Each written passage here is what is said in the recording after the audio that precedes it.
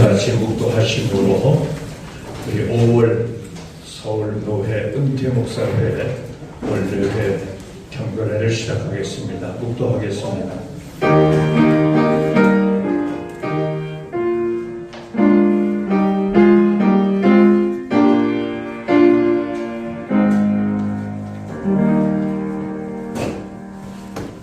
찬송가 305장 1절과 2절을 부르신 다음에 이후식 목사님 기도를 인도해 주시겠습니다.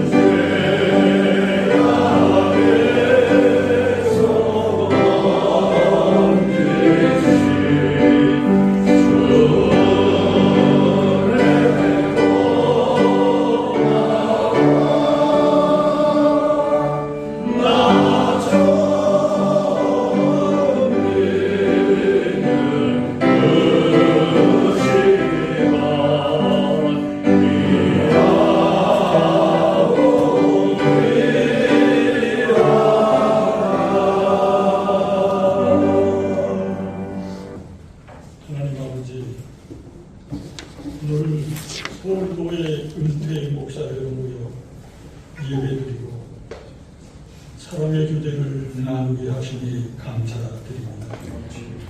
신령과 진리의 사한 예배가 되게 하시고 하나님 홀로 영광을 받으시옵소서.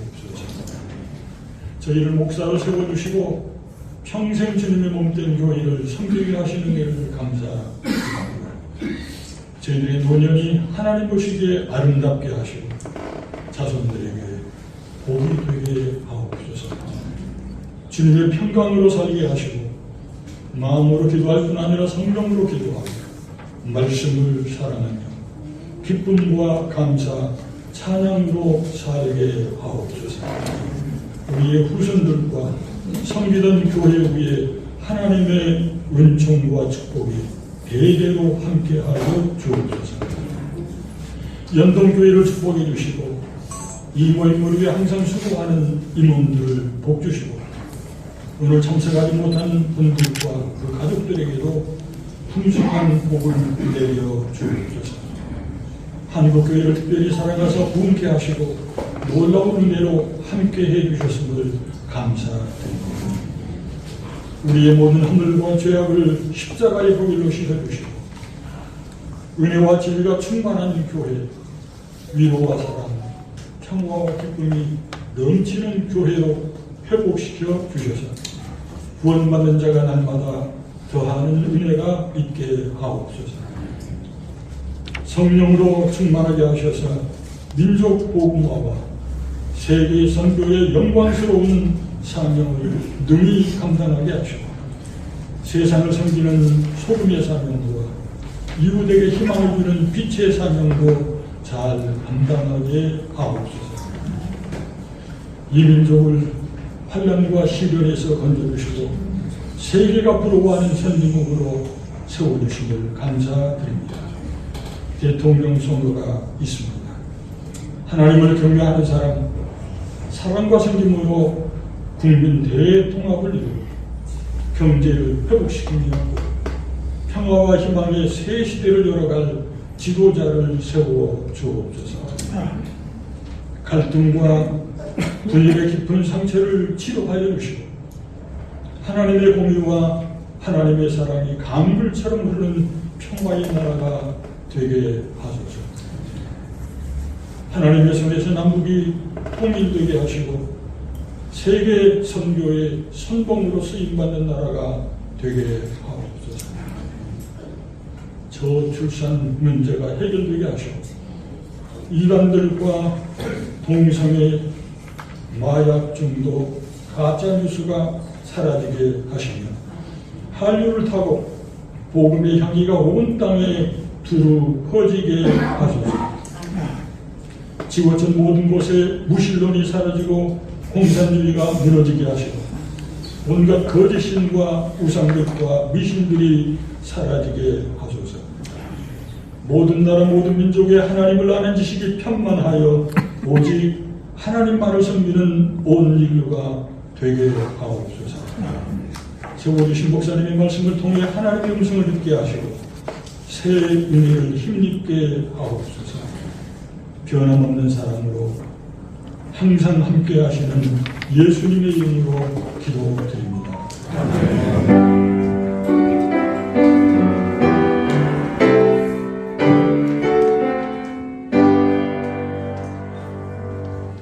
오늘 주시는 하나님의 말씀은 창세기 4장 1절에서 8절 여러분과 함께 교독을 하겠습니다. 제가 1절을 읽고 여러분 2절 읽어주시기 바랍니다.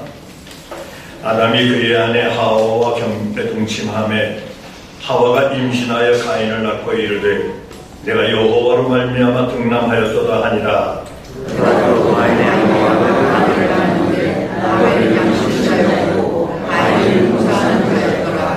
세월이 지난 후에 가인은 땅에서 산으로 제물을 삼아 여호와께 드렸고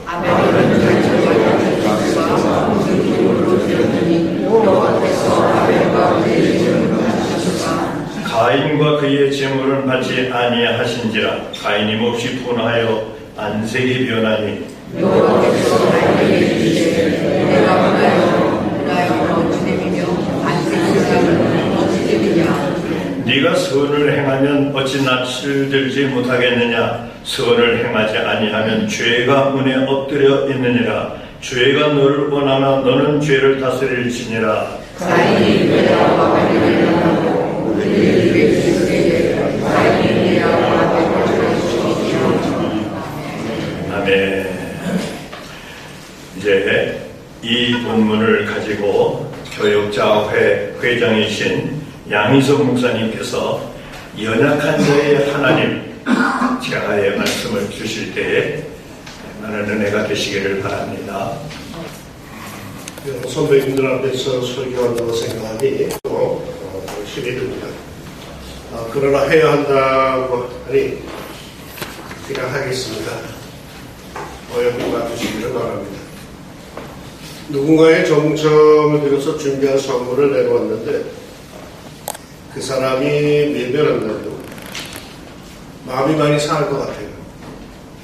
오래전에 어느 우리 교우가 부도를 크게 맞고 생활이 매우 어려워졌습니다. 근데 나름대로 정성껏 용돈을 모아가지고 가져갔더니 그분이 펄쩍 뛰면서 거절을 합니다. 그분은 단순히 펄쩍 뛰는 게 아니라 자기를 어떻게 보고 이러는 거냐고 자존심 상했다고 합니다. 그러나 솔직히 상처는 거절당한 제가 더 많이 받았습니다. 그래서 그랬는지 성경을 묵상할 때마다 조금 찝찝했던 것이 가인과 아벨의 제사 문제였습니다. 왜 가인의 제물은 거절을 당했을까? 거절당함이 얼마나 큰 상처였는지 그의 동생을 죽이기까지 했는데 왜 가인의 제사는 거절을 당했을까? 이미 여러 신학적 이유들이야 목사님들이 다 파악된 상황일 겁니다. 그런데 제 개인적인 견해로는 조금 다른 게 하나가 보입니다. 1절에 아담이 그의 아내 하와와 동침하되 하와가 임신하여 가인을 낳고 이르되 내가 여호와로 말미암아 등남하였다 하니라. 아담과 하와는 동침하여 아들을 낳았죠. 내가 아들을 낳았다라고 소리를 칩니다. 그리고는 그 이름을 가인이라고 했습니다. 그 이상하게도 딸을 낳으면 그냥 아기 낳았어 하는데 아들을 낳으면 물어보지 않아도 아들 낳았어 라고도 했죠. 하와 이 여인은 처음으로 아들을 낳고 얼마나 좋아했는지 모릅니다. 이미 이전에 딸들을 낳았었는지도 모르죠. 성경에는 딸을 낳은 것이 기록이 되지 않기에 그들이 딸을 낳았는지 안 낳았는지 이게 명확하지 않습니다. 그러나 후에 가인이 장가를 들었다라고 하니까 아마도 가인의 아내가 될 여자는 당시의 관습대로 근친 결혼으로 자신의 자매였을 확률이 큽니다. 그러니까 하와가 전에는 딸들을 낳다가 드디어 아들을 낳고 주어한 것으로 보입니다. 그래서 그 이름을 가인이라고 지었습니다. 가인, 그 뜻은 얻었다라는 뜻이죠. 보다 보편적인 뜻은 내가 한 남자를 얻었다라는 뜻이죠. 아주 자랑스러운 뜻의 이름입니다. 하와의 어깨에 힘이 팍 들어간 그런 이름이죠. 그런데 그 다음에 또 아들을 얻었는데 이번에는 분위기가 조금 다릅니다. 아벨이라고 이름을 지었는데 헤벨 또는 하벨로 발음이 되는 이 단어로서 그 뜻은 숨, 허무, 덧없음, 공허라는 뜻입니다. 환호도 기대도 없습니다. 왜 그랬을까요? 아니 우리 같으면 내가 또 아들을 얻었어! 라고 뭐 또식이나 또칠이나 두식이 같은 그런 자랑스러운 이름을 붙였을 것 같은데 하와는 아들을 또 낳고는 허무하다, 허망하다는 이름을 붙여줍니다. 왜 그랬을까요? 아벨의 이름 뜻에는 숨 이런 뜻도 있음에 주목해 보려고 합니다. 왜 숨을 생각했을까? 여기서부터는 저의 상상력입니다. 왜 제가 그런 인생이었습니다. 제 어머니는 제 위로 8을 낳으셨어요.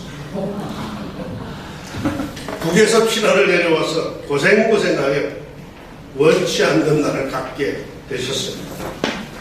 사는 것이 힘든 그 시절에 이 애를 떼어버리려고 태아를 유산시키는 독한 약, 우리 어머니 제가 어릴 때 늘 하던 말 긴기람인가 뭔가 하는 약이라고 합니다. 그걸 10대알을 잡수셨다고 합니다. 그거 몇 알만 먹어도 아주 위험한 약인데 법도 없이 그냥 띄워버리겠다는 생각에 10대알을 잡수셨답니다. 그런데 그럼에도 불구하고 이 태아가 떨어지지를 않았습니다. 그러자 북아현동, 제가 신촌에서 태어나서 자랐는데 북아현동의 산부인과까지 찾아가서 나 아기를 지우고 싶다라고 하자 그 산부인과 의사가 그러더랍니다. 아주머니 이것도 생명인데 하루 더 생각하고 내놓으세요. 그러면 내놓으시면 띄워드릴게요. 집이 신촌에 우리 어머니는 그 다음날 북아현동까지 걸어가려니까 아주 귀찮더라고요. 그래서 할 수 없이 나를 낳았답니다.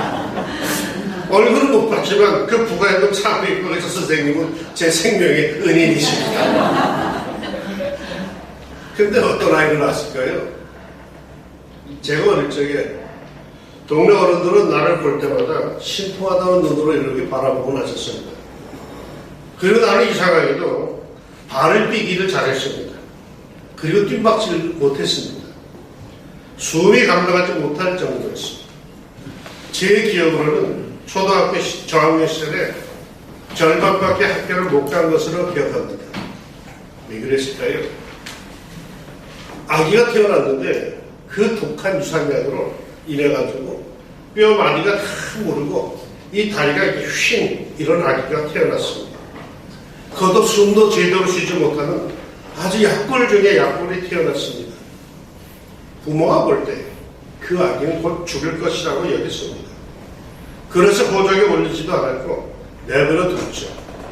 그 당시에 그렇게도 죽는 아기들 영아 사망률이 굉장히 높은 시절입니다. 우리나라도.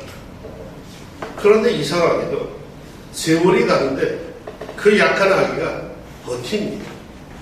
그 피투성이가 버팁니다. 우리 어머니는 초등학교밖에 나오지 못한 분이지만은 평양 또순이로서 아주 지혜로운 분이십니다. 막대기를 구해다가 나의 그 쉰 다리 양쪽에다 구멍을 내고 칙칙 감아놓고 매일매일 그 발목을 바로바로 잡아주면서 기도하면서 저를 키웠습니다. 훗날에 아버님이 돌아가시고 아버님의 유품을 정리하다가 재출생 신고서가 발견이 됐습니다. 누런 종이에 교직에 계셨던 아버님의 그 팽글씨 한문으로 기록된 출생 신고서였는데 그 한 구덩이에 구석에 이런 메모가 있었습니다. 1년 뒤에 부모도 기대하지 않은 인생이었어요. 태어나서 숨도 제대로 못 쉬는 인생이었어요. 그 내버려 두면 그냥 한숨과 함께 사라질 인생이었어요. 연약하디 연약한 그야말로 꺼져가는 촛불이었어요. 아담과 하와의 집에서는 가인이 모든 것의 중심이었습니다. 아벨은 늘 뒷전으로 밀리는 주목을 받지 못하는 그런 인생이었습니다. 이 분위기가 어느 정도였을까요? 아마도 아담과 하와는 태초의 인물이기에 거의 동물적 본능에 가깝지 않았을까 싶습니다. 종종 동물의 세계에서 봤듯이 어미새가 먹이를 물어와서 입을 쩍쩍 벌리는 강한 놈부터 먹이고 키우는 모습, 잘 받아먹고 빨리 크는 그 강한 놈이 같이 태어났지만은 약한 동생들을 그 둥지에서 밀어 떨어뜨려 죽이는 모습들, 아마도 가인과 아벨의 분위기가 그런 분위기가 아닐까 싶습니다. 부모가 편애했을 겁니다. 장남이라고 해서 특별히 사랑을 더했고 모든 것을 그 장남 위주로 생각하고 행했습니다. 이 장남 가인은 어릴 때부터 특별 의식 속에서 자랐습니다. 자신은 그 집안의 첫째로서 모든 일에 앞서야 했고 강했고 똑똑했습니다. 누구나 자신을 먼저 대해줘야 했고 배려해야 했죠. 그는 언제나 잘났고 1등이었습니다. 그러게 마침내 가인이 동생 아벨을 죽였는데 그 부모는 그런 말도 하지는 않아요. 도리어 하나님께서 억울하게 죽은 아벨을 변론해 주십니다. 그 부모조차도 침묵합니다. 왜요? 가인이 너무 잘났거든요. 둘째 아벨은 언제나 2등이었습니다. 늘 형보다 뒷자리에 쳐졌습니다. 아무리 잘해도 앞서 나갈 수가 없었고 앞길에 대한 보장도 장남이 모든 것을 상속하지 둘째인 아벨에게는 소망이 없었습니다. 별 볼 일 없는 인생이었죠. 그 부모에게조차 기대감을 주지 못하는 덧없는 인생이요 약한 존재 아벨이었습니다. 자, 하나님께 두 사람이 나와서 제사를 드립니다. 잘나가는 인생 가인과 늘 뒤처지는 아벨. 가인이란 가인과 약골 아벨. 잘생긴 가인, 못생긴 아벨. 자신만만한 가인, 늘 소심한 아벨. 대조적인 두 인간이 하나님께 나와 제사를 드립니다. 우리 하나님은 누구의 제물을 받으셨다? 아벨. 반드시 그래야 할 이유가 있다? 없습니다. 그건 완전히 하나님 마음입니다. 그런데 그 하나님께서 약하고 약한 작고도 작은 일을 붙잡아 주셨습니다. 뭘 말하고 싶은 걸까요? 하나님이 어떤 분인지 알려주는 특별계시의 책 성경은 처음부터 그 하나님은 창조주이면서 동시에 약자를 붙잡아 주시고 소자를 긍휼히 여겨주시고 그 부모마저 외면하는 못난 자녀를 영접해 주시는 사랑의 하나님이시라고 증언하고 있습니다. 여호와 하나님은 강자의 하나님이 아니십니다. 그런데 교회는 왜 이 왕들이 많은지 몰라요. 전도왕, 기도왕, 봉사왕, 권세왕, 법무왕, 통도왕. 정작 그 교회의 하나님은 그런 왕에게 관심조차 없을지 모르는데 말이죠. 잘난 사람, 뛰어난 사람만 조명을 받는 것 같은 오늘날 교회의 형식이죠. 여호와 하나님은 약자의 하나님이십니다. 이 사실을 잘 알고 있는 아사라고 하는 왕은 이러한 기도를 드립니다. 아사가 그의 하나님 여호와께 부르짖어 이르되 여호와여, 강한 자와 약한 자 사이에는 주밖에 도와줄 이가 없사오니 우리 하나님 여호와여 우리를 도우소서. 하나님밖에 없습니다. 강자와 약자가 붙을 때 약자를 도와줄 이는 하나님밖에 없습니다. 성경은 그걸 창세기부터 말하고 있는 것입니다. 그러기에 은퇴하신 우리 선배님들, 목사님들, 사모님들 지난 세월이 꿈과 같을 것입니다. 이제는 다 비슷해졌죠. 다 약하고 약한 모습일 겁니다. 우리 동요 중에 해는 져서 어두운데 찾아오는 사람 없고 밝은 달만 쳐다보니 외롭게 하게 없다 라는 노래가 있죠. 어느 은퇴 목사님이 그러시더라고요. 나는 이게 왜 동요인지를 모르겠다. 이건 은퇴자들의 노래. 해는 져서 어두운데 찾아오는 사람 없고 밝은 달만 쳐다보니 외롭게 하게 없다. 그럴 겁니다. 그러나 목사님, 사모님, 성경은 분명히 읽어줍니다. 하나님은 젊고 멋지고 잘 나가고 떵떵거리는 이 하나님이 아니라 약한 자의 하나님이시라고 성경은 우리에게 일러주고 있습니다. 이 하나님께서 여러분의 노후를 지키시고 인도해 주실 줄로 믿습니다. 건강하시기 바랍니다. 기도하겠습니다. 평생 하나님의 명을 받고 사역하던 우리 목사님들, 사모님들 젊었을 때 다 다른 모습이었지만 세월이 가면서 거의 비슷해지고 거의 다 똑같아지고 평등한 모습들을 이루는 것 같습니다. 하나님이 부르실 때 다 똑같은 모습으로 부르시는 것 같은데 힘도 빠지고 여러 가지 삶의 환경들도 예전 같지 않고 그러할 때 마음이 약해지지 않게 해주시고 우리 하나님께 더욱더 강하게 붙잡아 주시옵소서.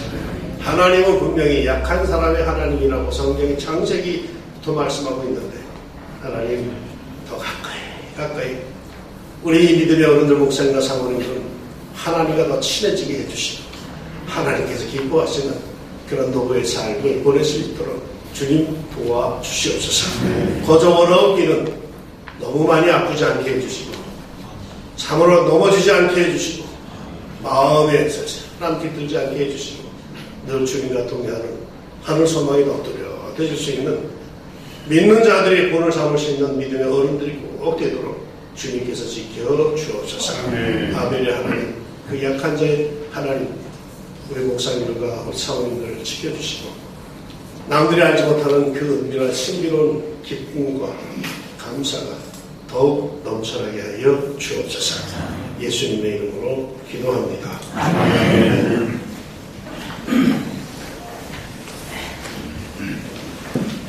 찬송가 305장 3절 4절 보시겠습니다.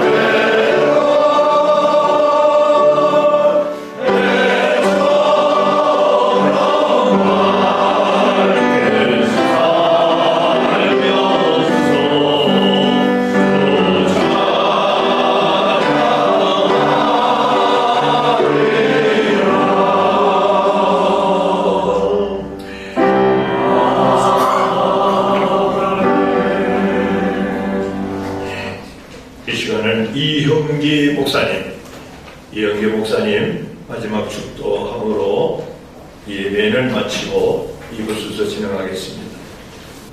지금은 우리 구세주 예수 그리스도의 은혜와 하나님 아버지의 한없으신 그 사랑과 성령의 교통하심이 우리 가운데 특별히 약자들과 함께 하시고 오늘